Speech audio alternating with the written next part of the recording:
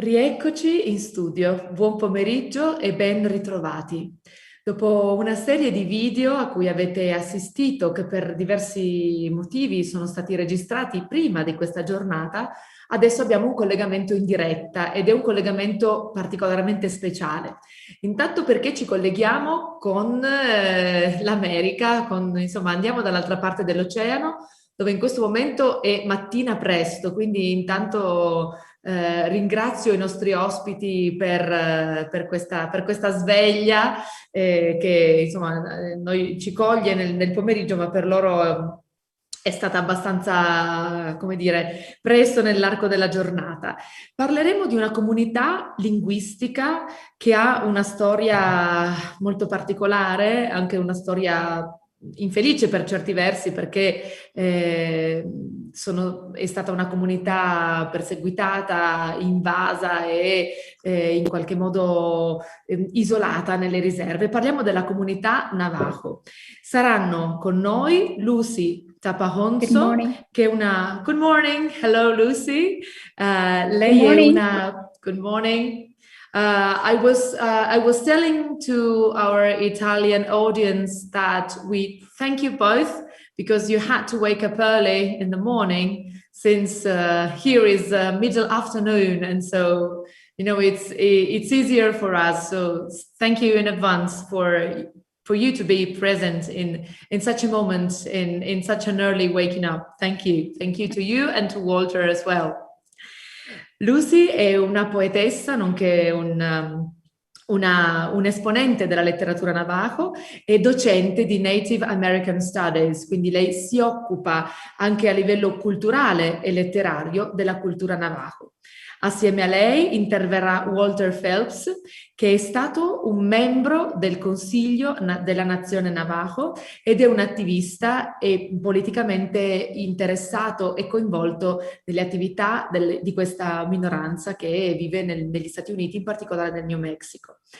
A moderare la conversazione, l'abbiamo già incontrata ieri in collegamento con la Thailandia e le ridiamo il benvenuto, Valentina Musmeci, che è un volto molto noto al Premio Ostana. Lei è una scrittrice e una fotografa e in molti casi è il nostro ponte per arrivare alle culture più lontane e apparentemente sconosciute. Ciao Valentina, buon pomeriggio. Ringrazio ovviamente anche te per la tua presenza e per la disponibilità. Non vi rubo altro tempo, lascio la parola a Valentina, Luci e Walter per questo interessantissimo contributo sulla lingua Navajo. Grazie mille e buona visione. Grazie molte. I'm really honored to be here with you today. It's such a pleasure. Thank you for being available and being so generous. We are hosting two very important persons. Siamo onorati di ospitare queste due persone e siamo felici che ci dedichino questo tempo con generosità. Sono state già ben introdotte da Paola Bertello e quindi io procederei, se siete d'accordo, con una prima domanda rivolta a tutti e due. So my interview will be on two binaries, asking something to the both of you, but then dedicating some time to Luci for her poetry, and then dedicating some time to Walter Phelps for his political work. Quindi chiederò delle domande in parallelo a tutti e due sulla lingua Navajo, ma poi mi dedicherò sia alla poesia di Luci che alle attività politiche di Walter Phelps. Dear Professor Luci Tapahonso, could you please tell us something about the Navajo language, just in general, very, very shortly, please? Può raccontarci gentilmente qualcosa sulla lingua Navajo, ma in generale. Good morning or good afternoon to you. I'm happy to be here and I'm very pleased to be with you. I'll introduce myself now and then talk a little bit about what the introduction means and then give you some sense of what the language is about. Good. Can you hear me? Very good. You can hear me? Oh, good. Okay. Yeah, I've been Luci Tapahonso dashne. Put ocean shledo to the cheat in Bashishim. There's cheat in the shade, can the cheat in the shanale. Not only man's nasha, but a yacht for the shuan. Put out net sunshine. So I'll start with what I said last is a quick net sunshine. I introduced myself and said, this is the way that I am a Navajo woman. And I began by saying my clans. Navajo people are all connected in a number of ways, and the clanship system is one of them. We are matrilineal, so we identify ourselves through our mother's clans. So I started by saying, and in essence, I'm really, is my mother's clan. And I'm essentially saying I am my mother by saying I am my mother's clan, but I'm really saying I am my mother. And that puts a lot, I think that really kind of sums up what it means to be a matriarchal people, in that what we do and what we say, the way that we live, the way that we use language is a reflection of our mothers, grandmothers, and what they taught us. And the second thing I said was Sorry to interrupt you, Professor, but I need you need to interpret. Will not be able to remember everything. Sorry. La professoressa dice che si è presentata nella sua lingua Navajo e che ha presentato il suo nome e il nome del suo clan, e la popolazione Navajo è connessa attraverso questi grandi clan che sono riferiti tutti a una linea matrilineare. Infatti la cultura Navajo è basata proprio su questa matrilinearità. Ciò significa che c'è una connessione soprattutto di parenti, ma anche di tradizioni culturali legate alle madri e alle nonne, e quindi lei presentava proprio questa sua peculiarità. Thank you. Thank you. So the second thing I said was which means I am born for my father. And it also means I was born as a gift to my father. We are all gifts to our father. And my father's clan is, our father's clans are always different. And our mothers are always the same. And then the third thing I said was, my mother's father's clan is Deshchitni. And then my father's mother is Kinshachitni. Each of my father's father is Kinshachitni. I have to think of how to say it in English. All the clans are related to a particular place. So when we say like Kinshachitni, it refers to the fact, it means red house. It refers to the fact that the place where my mother's father lived, they made their houses long ago of red rocks. So that's why they're called Kinshachitni. Deshchitni, so that's a particular place. And then Deshchitni is means a street on the side of the mountain. And that's also refers to a mountain, obviously, in a place.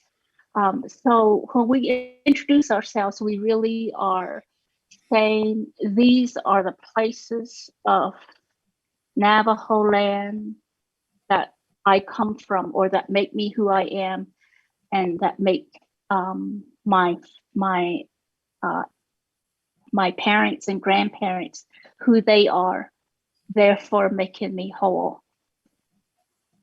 Thank you. So I'll pause there.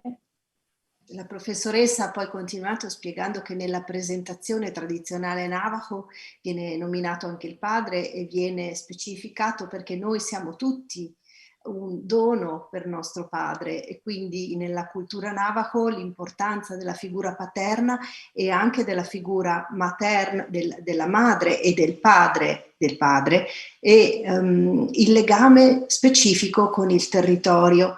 Nella sua presentazione, infatti, la professoressa ha fatto riferimento ad una casa rossa costruita con le pietre tipiche del territorio Navajo, e questa strada che taglia la montagna in due, che costeggia la montagna, e quindi riferisce proprio che nelle presentazioni ci sono questi riferimenti alla matrilinearità, alla madre, al padre e al territorio da cui si proviene. Thank you. Thank you. Walter Phelps, would you like to present yourself too? Good morning. Let me introduce myself as well as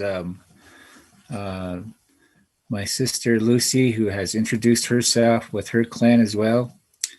Yate she Walter Phelps Shia Ado Na Kreden Snido Hashkazo E Bashchin Todich Ini Dashido Tsanajini Edashana Ado Dahi Lenaholia Ado Eya Shike Koho Shike Altra de Kedahat Kohoyat Eshin Hid Snidolil Anoltro. I have introduced myself by our four, as Lucy explained, our four major clans. That's how we identify ourselves. The Navajo clan system is very complex, but it's something you have to learn as a child. You learn your primary clan is your mother's clan, and then your father's clan, and then your paternal grandparents and your maternal grandparents' clan. Those are your major four clans. So I have just introduced myself, and it's a pleasure and an honor to be with the Ostana presentation today.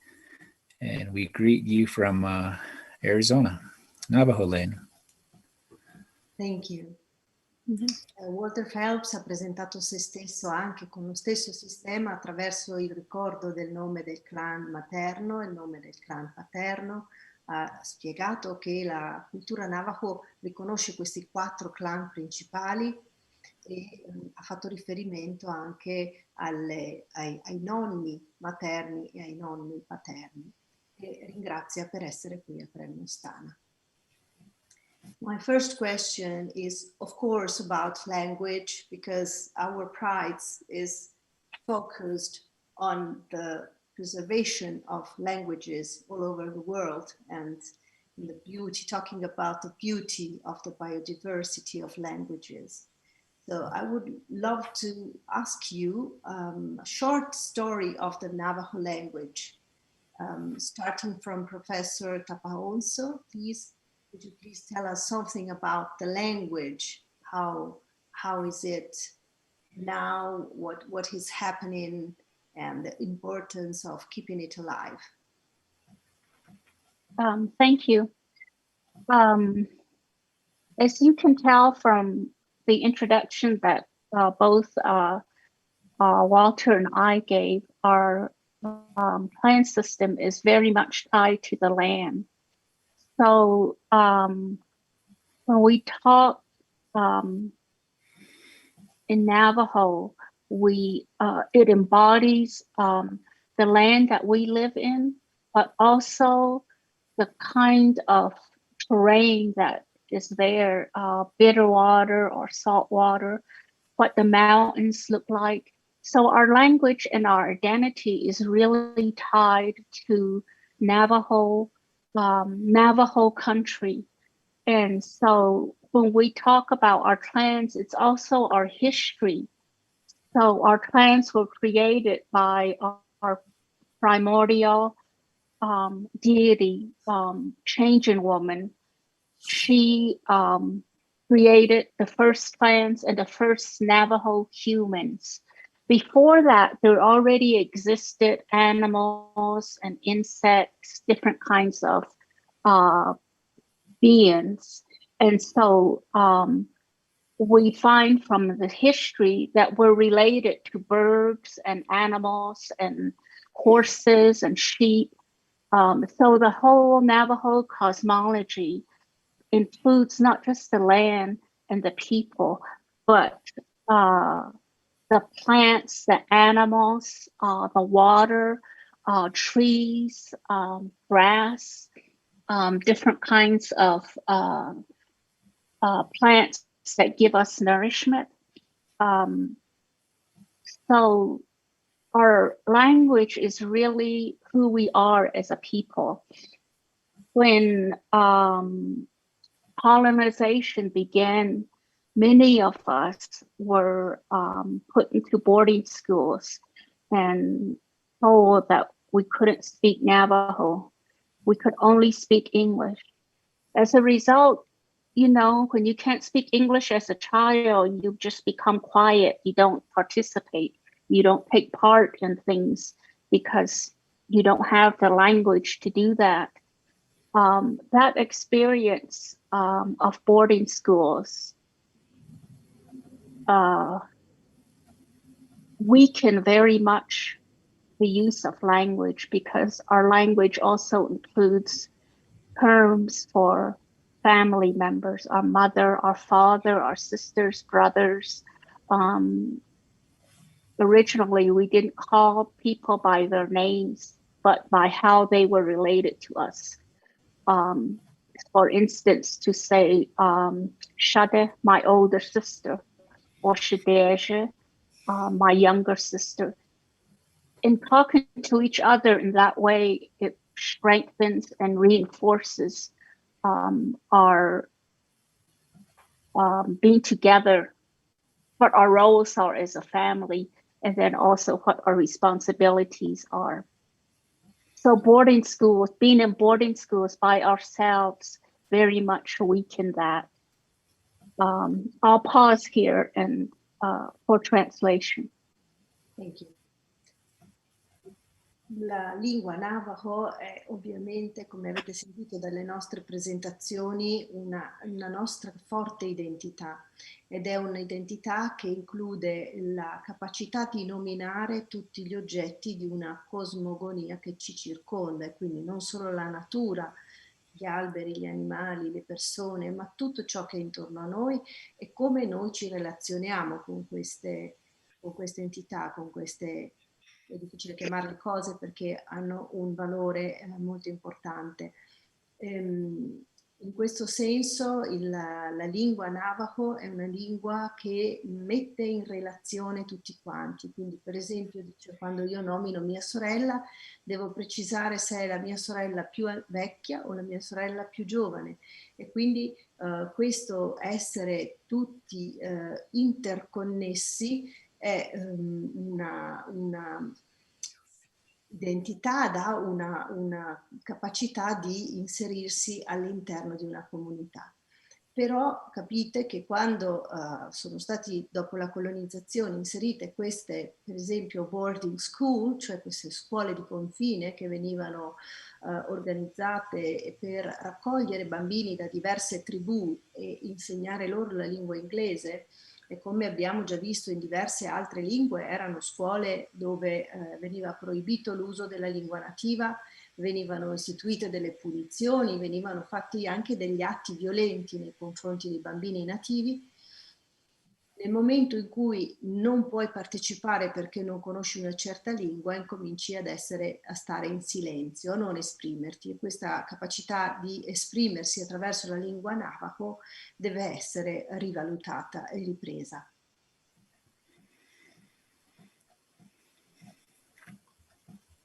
Do you have something more, Professor, to say? Yes, I do.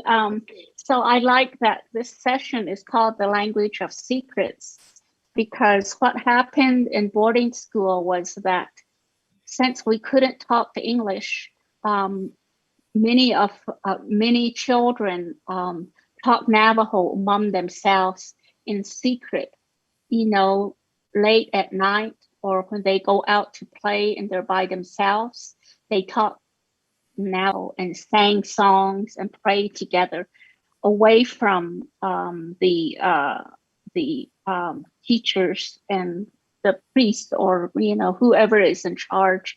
So it did in that way. I think it strengthened our language because even though we were children, we kept it alive.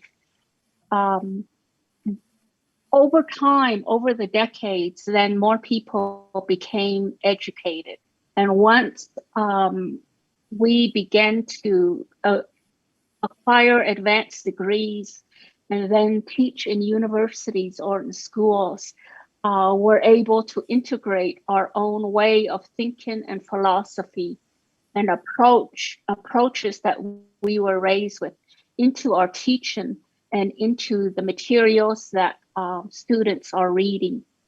So unintentionally, having to become educated then began a movement of having Navajo educators and professors in the classrooms.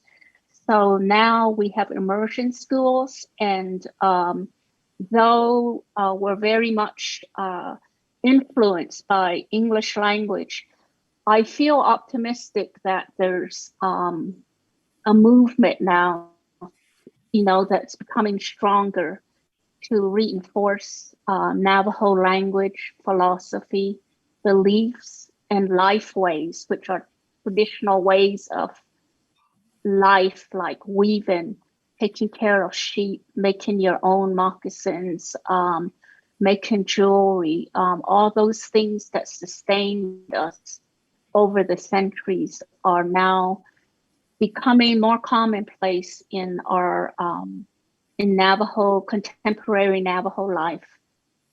Thank you. Sono contenta che questa sessione, questo webinar sia chiamato La lingua dei segreti, perché in qualche modo mi ricorda proprio questa necessità di parlare in segreto che avevano i bambini delle boarding school, e questi momenti proprio la notte in cui potevano nascondersi e parlare nella loro lingua, oppure quando giocavano fuori non visti, fuori dal controllo degli educatori.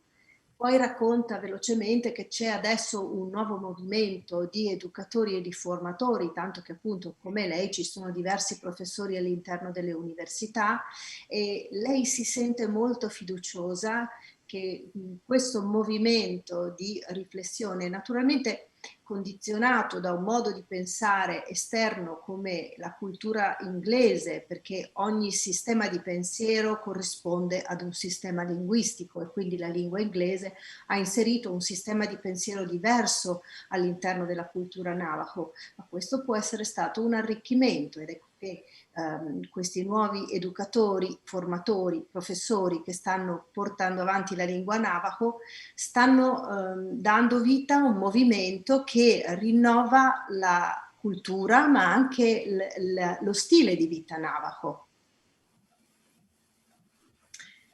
Walter Phelps, would you like to share with us something about the Navajo language, about the story in general, and how do you feel it is?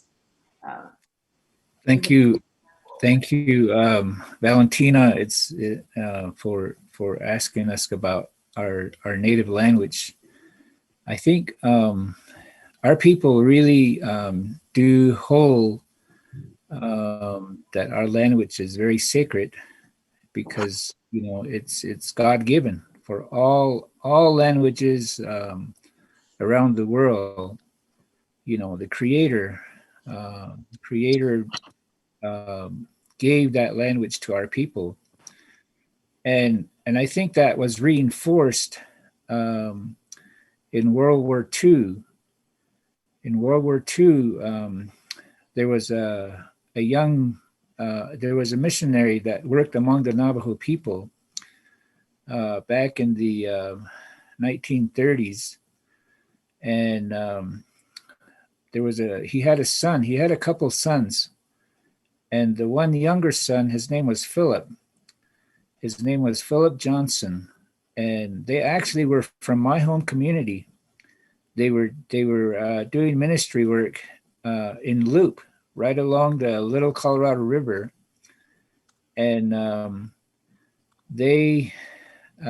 when that young man grew up, he joined the military. He was involved in the military in the Pacific Theater, and I guess there was frustration and there was need for some sort of a code that the enemies could not break, because they were breaking all the codes. And so the young man who was raised among the Navajo, he learned the Navajo language, and he persuaded the administration, and he persuaded the generals to use the Navajo language. And so, to make a long story short, the Navajo code talkers is, if you Google the Navajo code talkers, I'm sure you will learn a lot about how the Navajo language was used to win the war in World War II. And so we are very, very proud of our veterans, but especially the code talkers. They're a very, very highly respected group, but most of them are gone. There's a few left, but we do hold that the Navajo language is very sacred, and it was used at a time of need, when our nation needed, when it was needed for peace. It brought peace. Thank you.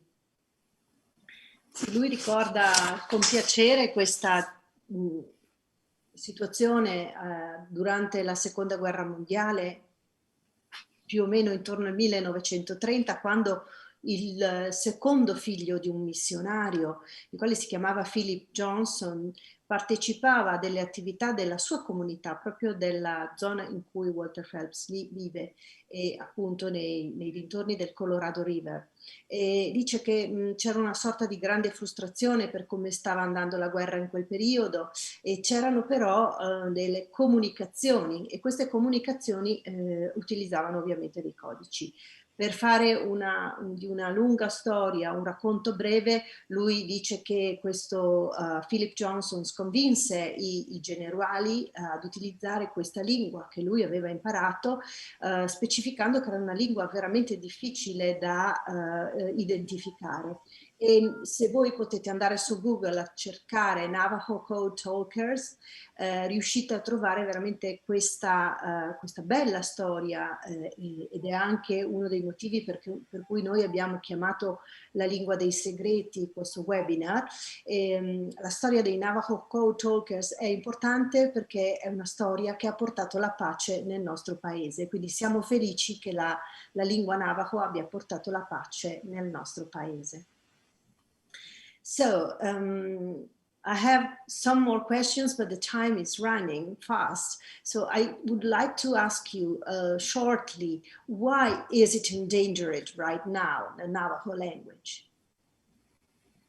Professor, could you please start telling us why Navajo language is in danger? Do you think it is because a lot of ancient people are dying, old people are dying, or because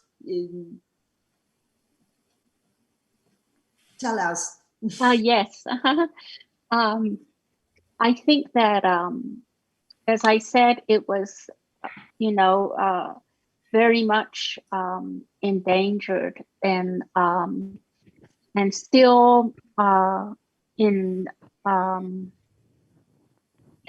that still remains the case.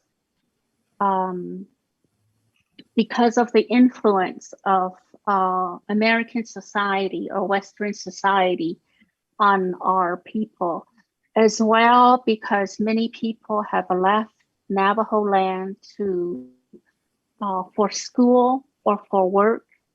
And so then there's kind of an exodus of people that are educated and people that are hold positions that don't exist on Navajo, leaving and then maybe intermarrying with other tribes or non-Navajos. And so that threatens the language as well. But we also have an educational system, and we have colleges now on the Navajo Nation, which didn't exist when I was of college age. So as I said, I'm still very optimistic, but realizing too that there's still a lot to do, and that there's still we still have work to do in terms of making sure that our young people are learning the language. And then as Walter pointed out, we were forbidden to speak this language that decades later saved our whole country, not just Navajo land, but our whole country. So, you know, that makes a really big statement in itself. And as long as we can remember the strength of our language, that it's really a language of relationships and of love and of kinship and family.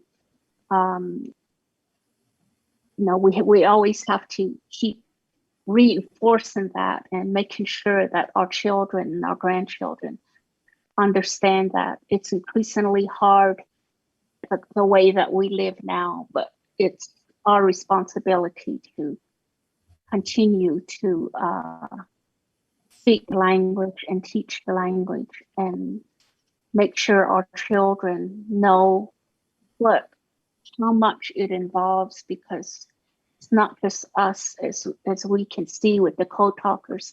It's really our whole country. And when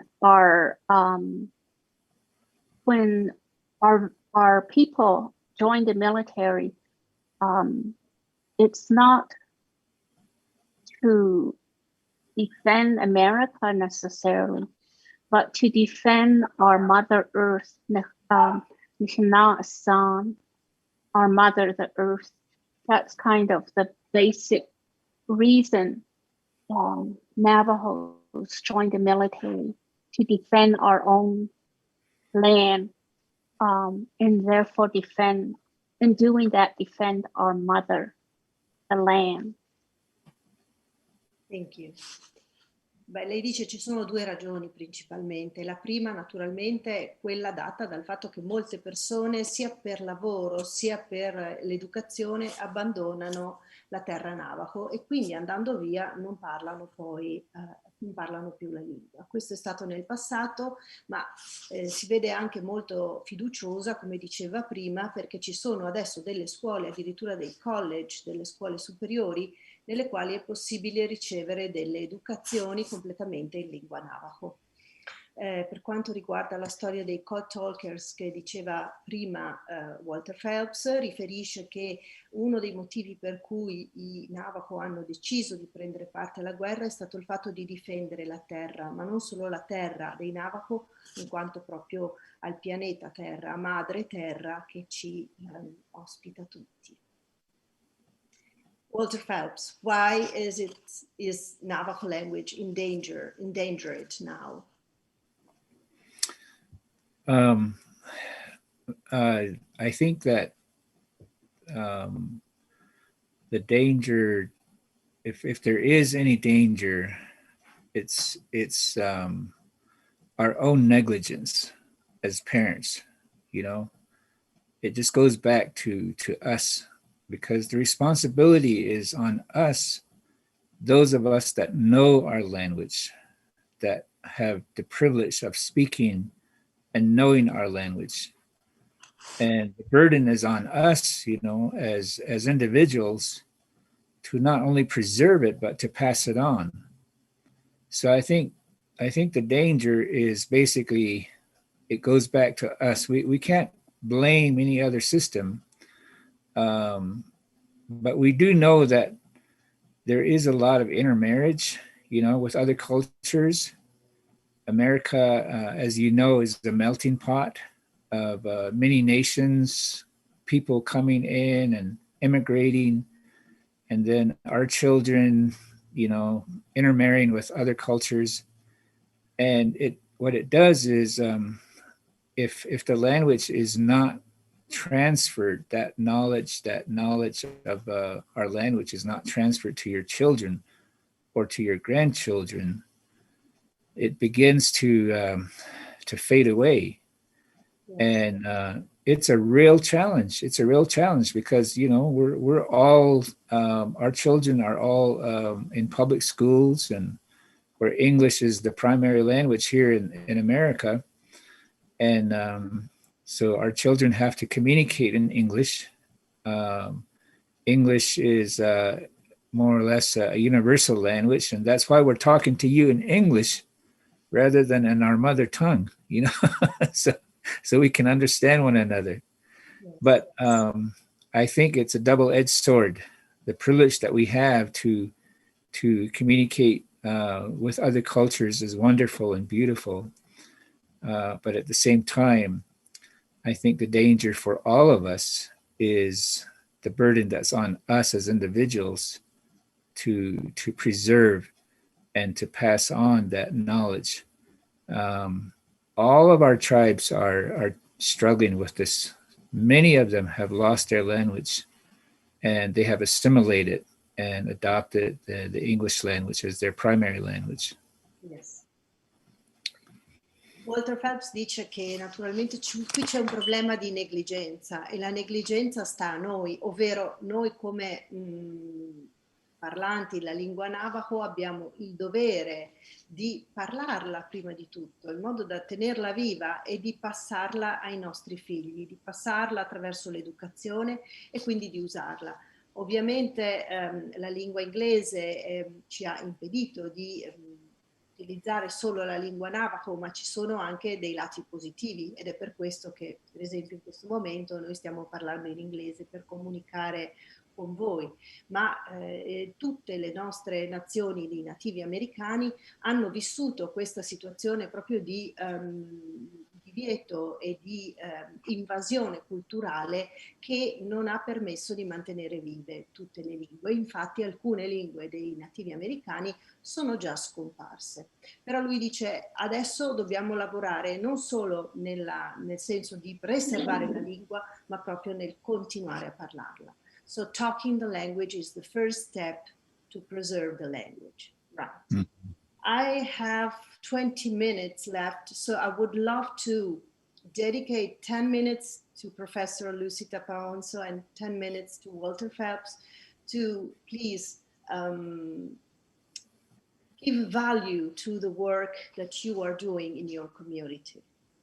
Mi restano solo 20 minuti, quindi vorrei dedicare 10 minuti alla professoressa Tapahonso e 10 minuti a Phelps per parlare delle attività importanti che loro stanno facendo attraverso le quali danno valore alla lingua Navajo.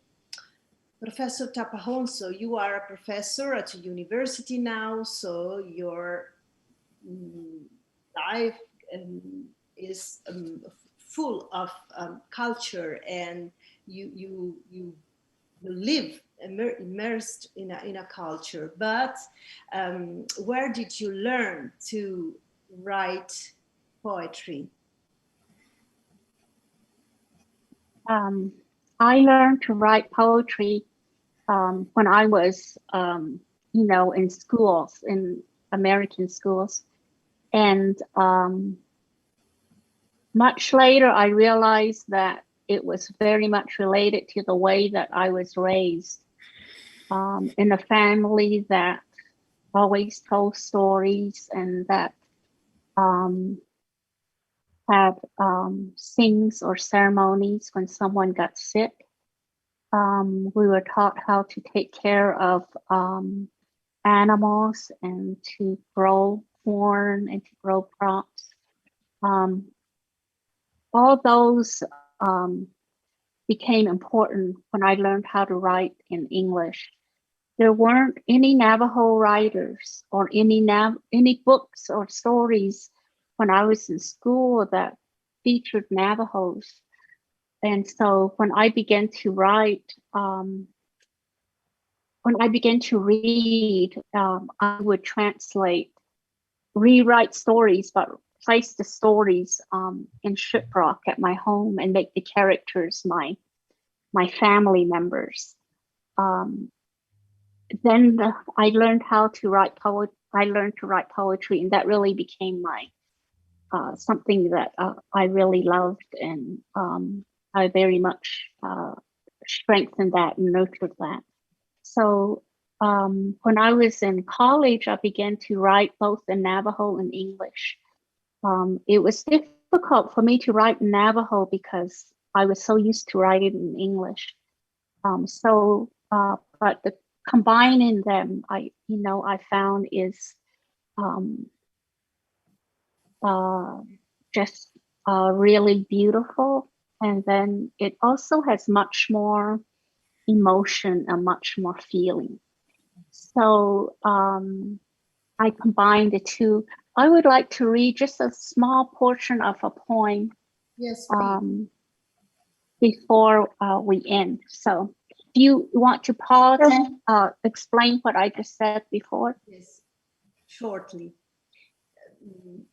La professoressa Tapahonso riferisce che ha cominciato a scrivere già dal college, dalla scuola superiore, scriveva in inglese e si esprimeva appunto nella lingua inglese, ma poi facendo riferimento alle sue esperienze personali, a quando da piccola allevava gli animali con i parenti, oppure andava a raccogliere il mais, e tutte queste situazioni di vita familiare l'hanno stimolata a scriverne, e quindi ha cominciato a scrivere anche parlando proprio dei personaggi della sua famiglia, e lì si è resa conto che poteva esprimersi nella lingua Navajo, anche se questo non è stato semplice, perché naturalmente lo parlava come lingua, ma non era abituata, diciamo, a utilizzare la scrittura per la lingua Navajo, e quindi combinare queste due attività, cioè parlarlo e scriverlo, è stato un modo per far fluire poi tutto ciò che le veniva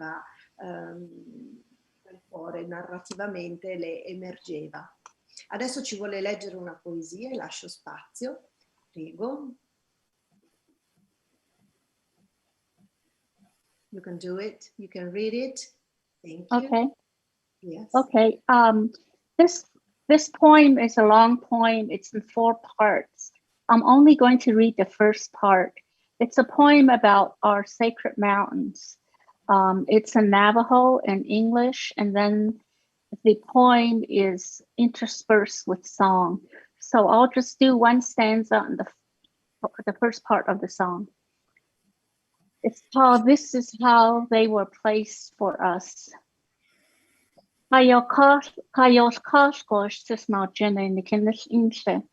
Blanca Peak is adorned with white shell.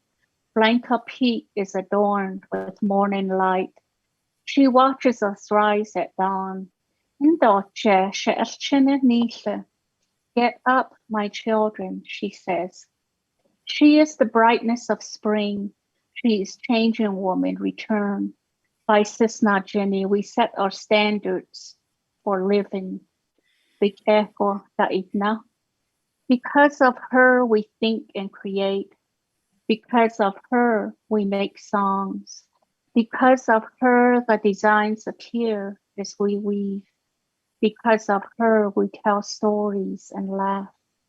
We believe in old values and new ideas.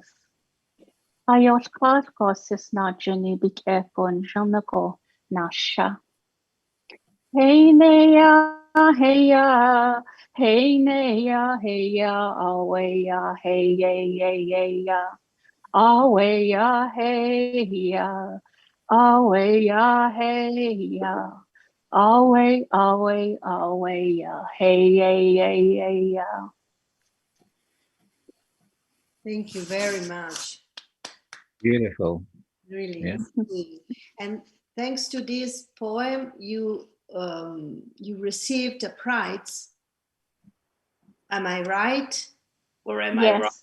Because I know you received a very big, important prize in your country.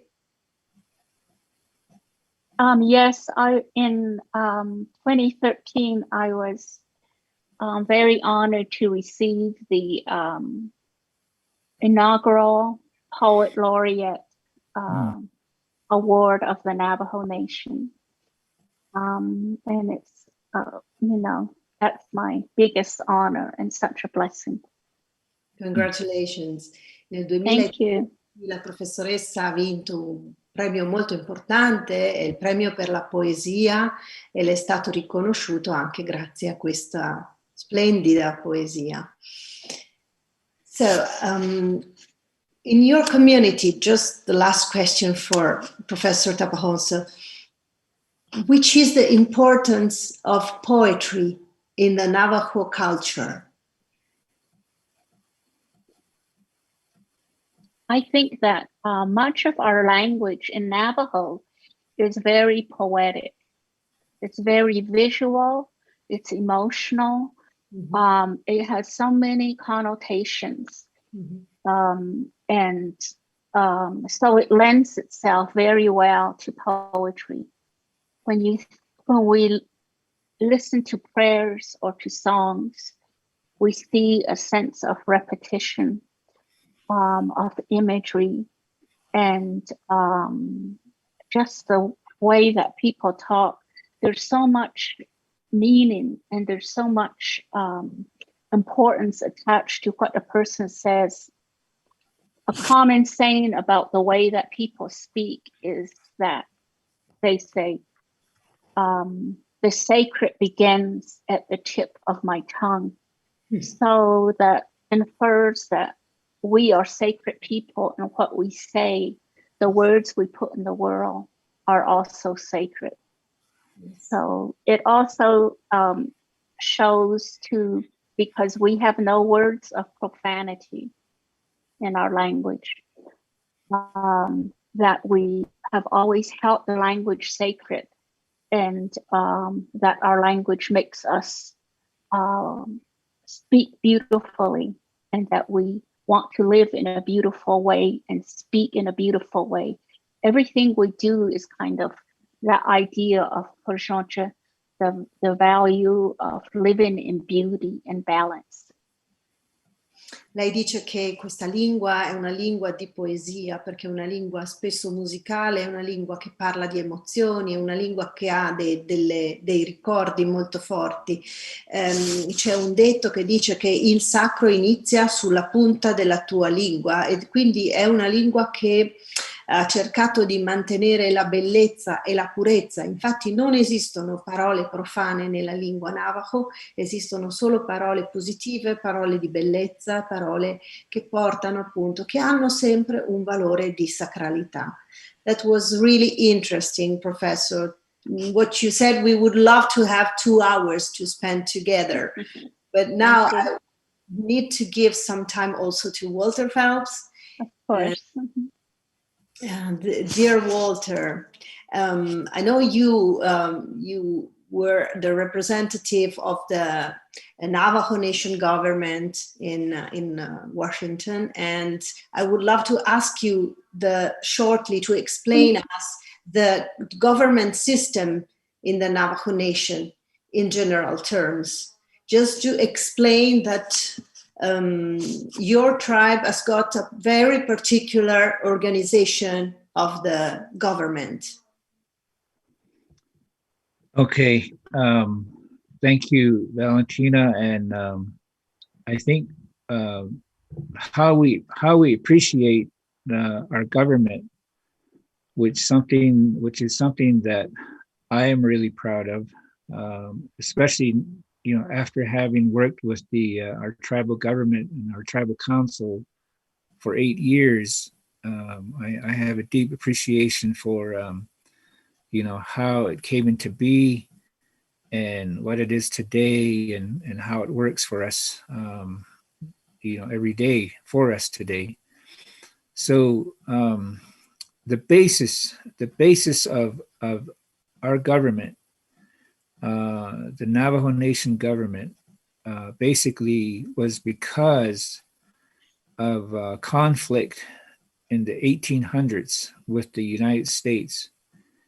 The Navajo warriors and Navajo chiefs were at war, and they were at war with the settlers who kept encroaching on, our lands, and eventually the U.S. government sent the military out, and they gathered all the people up together.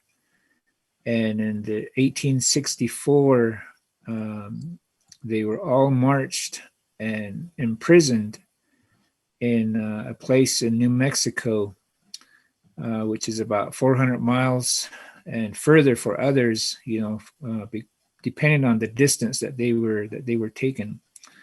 And that story is called The Long Walk. It's referred to as the Long Walk of the Navajo. And so the Navajo were imprisoned and for over 4 years, and many died of starvation and from abuse and just I guess the horrors of war.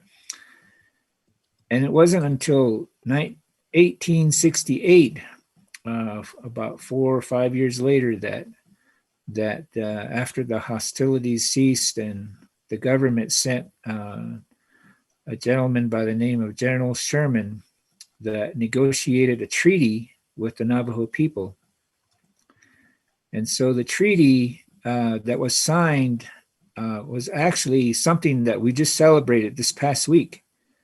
It was signed on June 1st, 1868.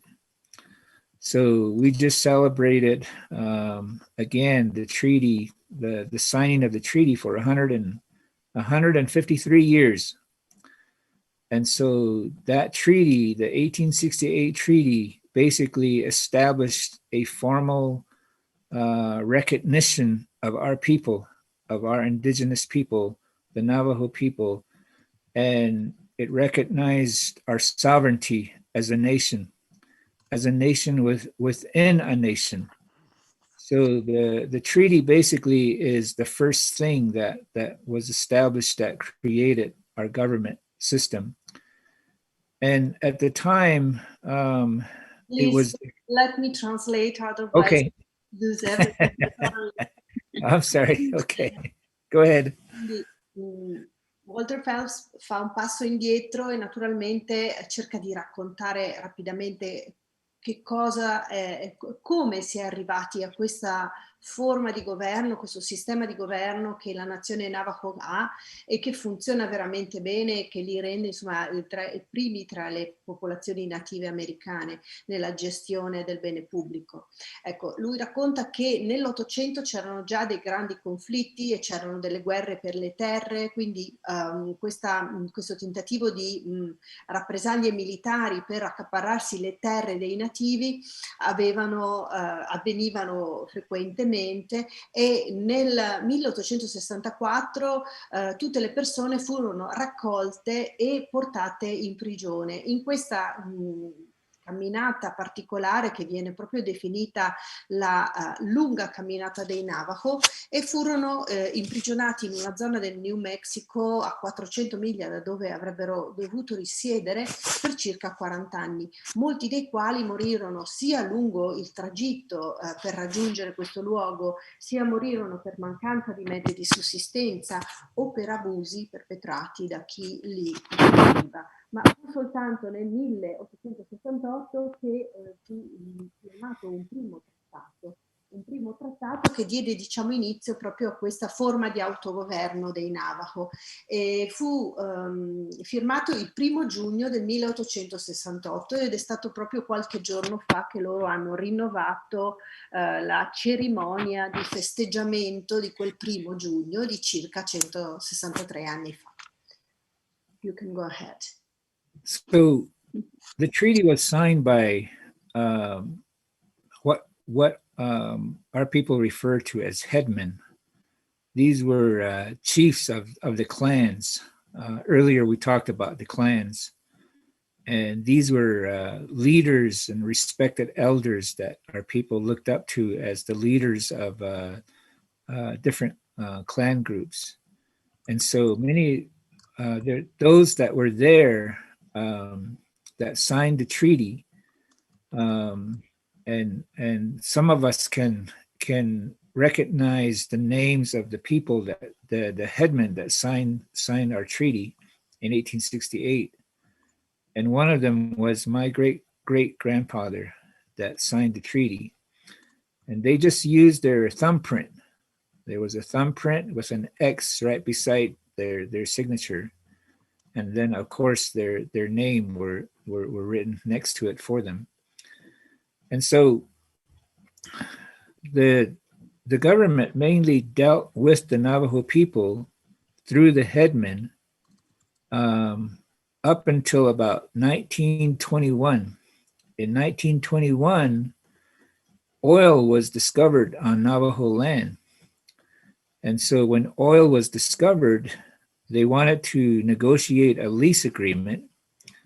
And so, but there was no formal government, an established council or an established government body. So that's when they formed a business council in 1921. They formed a business council, and they were able to negotiate and sign the lease. And then from there, the people realized that there was a need for a formal government to actually to conduct the business of the government. So in 1923, the first elections took place, formal elections, and then the Navajo territory was divided into 6 districts. They were divided into 6 districts. There was 2 representatives elected from each district, and then there was a chairman and a vice chairman. So in 1923 was the actual elected body, first elected. And then following that, as years went by, in I believe it was 1938, when the council was increased to a larger body, and then later on it was increased to 88 members. So the council operated under a chairmanship and a council with 88 members for many years. Up until 2009, there was a special election to reduce the council down to 24. So that referendum was approved by the people. They wanted to reduce, they voted to reduce the council from 88 members down to 24. So in 2011, January of 2011 is when the first group of elected 24 members became what is now the current council. And I had the privilege to be on that first body of 24 members. And so now we have a 24-member council. And we also now, they switched from a chairmanship type of government over to a president and vice president. So we now have 3 branches within our government. We have an executive branch, a legislative branch, and a judicial branch. So the Navajo government is now basically, we have our own Supreme Court, we have our own district courts, we have judges that administer issues at all of the districts that they oversee. And then we have a legislative body, which is the council, and we have a speaker that presides over the council. And then we have a president and a vice president every 4 years. And we will be having another election coming up next year. So that's how our government system is set up. And I also had the privilege to work with Congress. I was also a representative working for a member of Congress in the U.S. government for 8 years, and as a congressional staff member. And that's really important because the Navajo government, the treaty is with the federal government, not with the state. So the Navajo Nation, the land base is in 4 states. We're in Arizona, New Mexico, Colorado, and Utah, but we're not subject to the state governments. Our treaty is with the federal government. So it's really important that our leaders understand, have keen insight in working with the federal government. And so it's a good thing to know exactly how the system works best. And so I will stop here so you can continue. Thank you.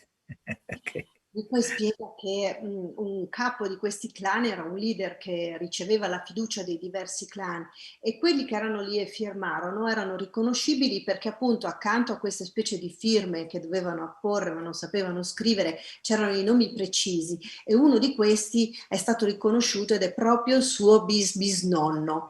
Quindi in questi anni poi, dopo questo trattato, nel 1921 fu riconosciuto la presenza del petrolio nel territorio Navajo. Questa fu una novità molto importante perché il governo americano spinse per fare un primo accordo economico, ma il governo formale della terra Navajo non era ancora costituito, e quindi formarono un consiglio di business, un consiglio economico per negoziare l'accordo.